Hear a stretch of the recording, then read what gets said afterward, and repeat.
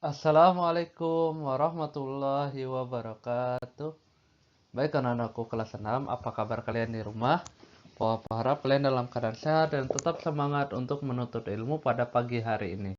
Takbir, Allahu Akbar. Baik, sekarang kita akan melanjutkan pembelajaran kita yaitu tentang pinjam meminjam, dan ini adalah pertemuan kedua. Baik, silakan bukunya dibuka. Terima kasih.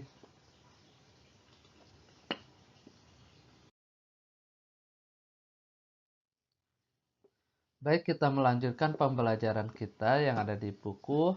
Sekarang kita akan mempelajari tentang 3 sikap orang yang meminjamkan barang.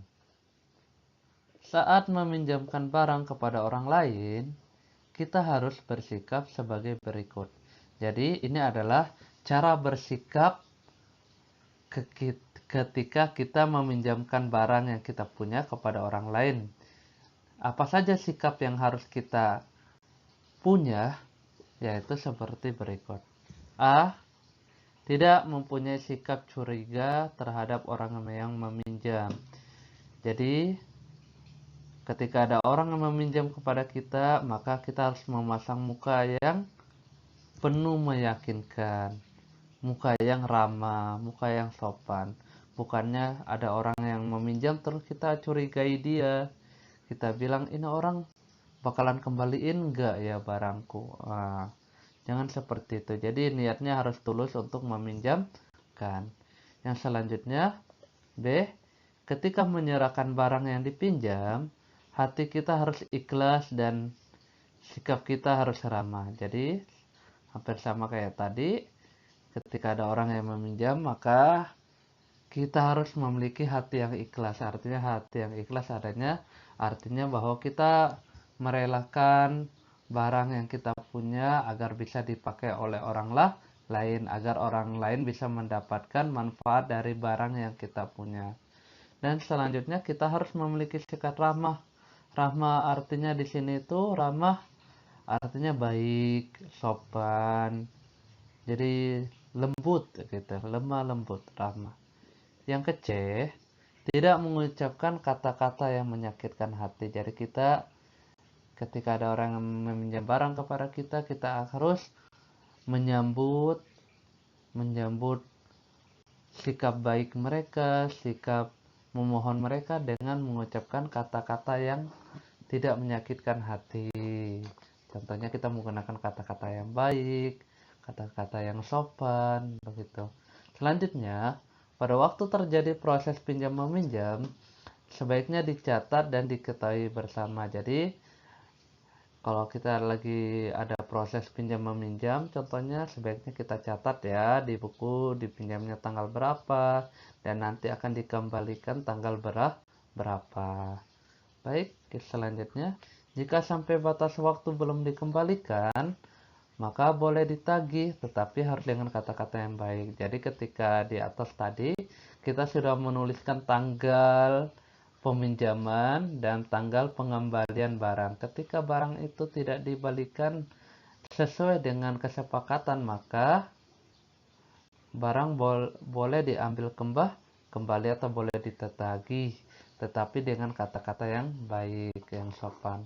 F. Jika barang pinjaman rusak sebelum dipinjam atau hilang, tetapi yang meminjamkan telah mengikhlaskannya, si peminjam tidak perlu mengganti. Jadi di sini tergantung kita ya kita yang meminjamkan. Jika barangnya rusak, apakah menurut kalian harus diganti atau tidak? Kalau misalnya diganti, maka gunakanlah kata-kata yang baik, kata-kata yang tidak menyakit hati. Atau misalnya kalian udah ikhlas, maka gunakan kata-kata yang baik juga agar si peminjam tidak merasa tersinggung atau takut. Baik, kita next. Kewajiban dan tanggung jawab peminjam. Jadi, sini kita akan mempelajari tentang kewajiban dan tanggung jawab peminjam. Meminjam suatu barang kepada orang lain harus memenuhi ketentuan yang diperintahkan dalam syariat Islam. Jika kita menyalahi aturan, kita dapat merugikan orang lain. Hal ini tentunya sangat dibenci oleh Allah Subhanahu wa taala. Jadi kamu harus mengetahui kewajiban-kewajiban sebagai peminjam, yaitu sebagai berikut. A. Mengambil manfaat dari barang yang dipinjam harus sesuai dengan ketentuan yang ditetapkan oleh pemilik barang. Jadi, misalnya kita meminjam barang, maka barang yang kita pinjam itu harus kita jaga dan jangan sampai misalnya kita merusaknya sehingga barang itu menjadi barang yang tidak berguna. B. Merawat barang pinjaman dengan baik selama berada di tangannya. Jadi, ketika kita sudah meminjam sebuah barang dari teman kita, maka yang namanya barang pinjaman harus dijaga dengan baik, jangan sampai dirusak atau dihilangkan. C. Mengganti jika barang itu rusak atau hilang. Tetapi jika ada perjanjian bahwa si pemilik barang yang akan menanggungnya, peminjam itu tidak wajib mengganti atau memperbaikinya. Sebaliknya, jika ada kerusakan atau barang itu hilang, peminjam wajib menggantinya. Jadi di sini ketika ada barang yang hilang, ya, misalnya barang pinjaman itu hilang, terus ada kesepakatan bahwa tidak apa-apa hilang barangnya, atau kalau hilang nanti tidak usah ganti misalnya gitu. Kalau ada kesepakatan seperti itu, maka kita yang meminjam tidak perlu menggantinya. Akan tetapi tidak ada kesepakatan, maka harus ada usaha dari dalam diri kita untuk mengganti barang yang kita pinjam tersebut. D. Barang yang dipinjam harus dikembalikan sesuai perjanjian yang telah disepakati.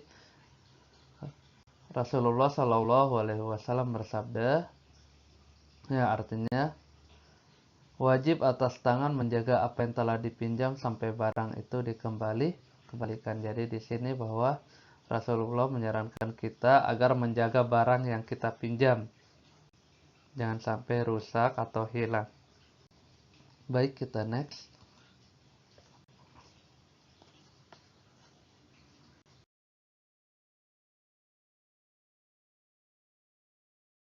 Baik, sekian dari Pak Wahab, dan ini adalah tugas kalian pada hari ini. Tugas kalian, buatlah catatan tentang materi kita pada pagi hari ini.